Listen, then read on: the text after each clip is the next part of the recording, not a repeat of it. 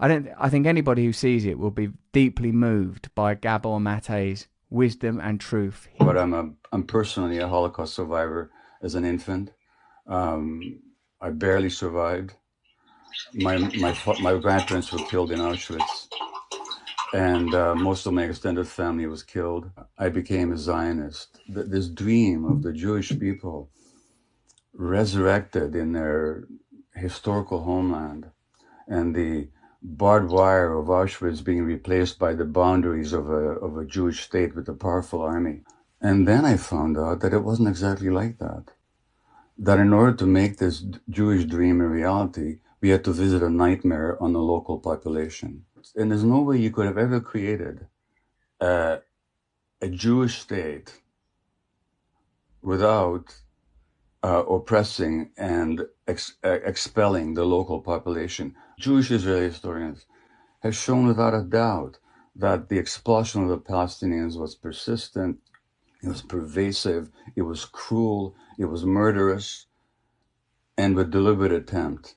So that's what's called the Nakba in Arabic, the disaster or the catastrophe. There's a law that you cannot deny the Holocaust. But in Israel, you're not allowed to mention the Nakba, even though it was at the very basis of the foundation of the state. I visited the occupied territories, Russell, during the first Intifada.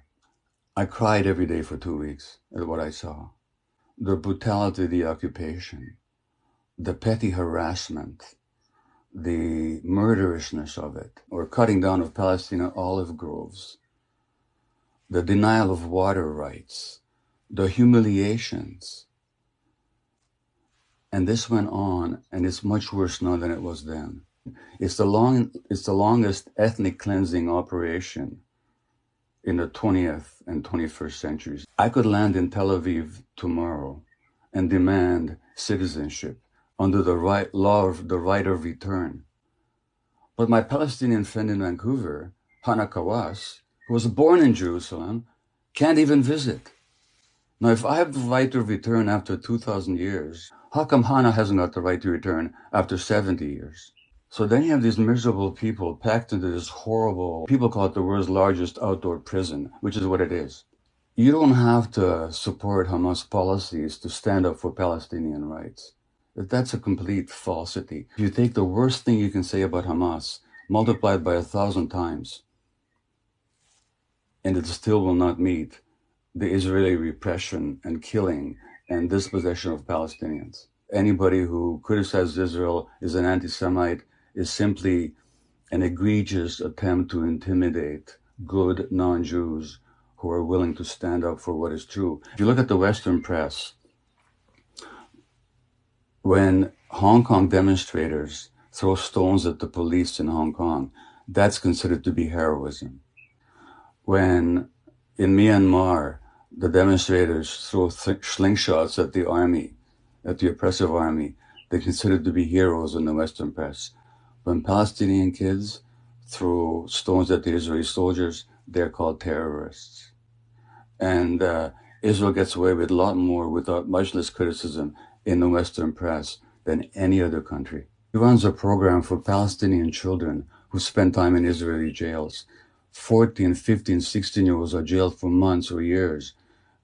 Sometimes they can't see their families for months.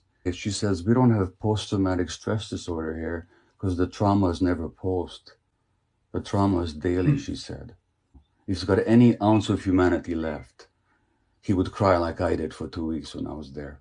Anybody can go on YouTube and listen to Ilan Pappé, an Israeli historian. Anybody can listen to Norman Finkelstein, a Jewish professor, world expert on Gaza, who was denied tenure at his university because of his public speaking against Israeli policy.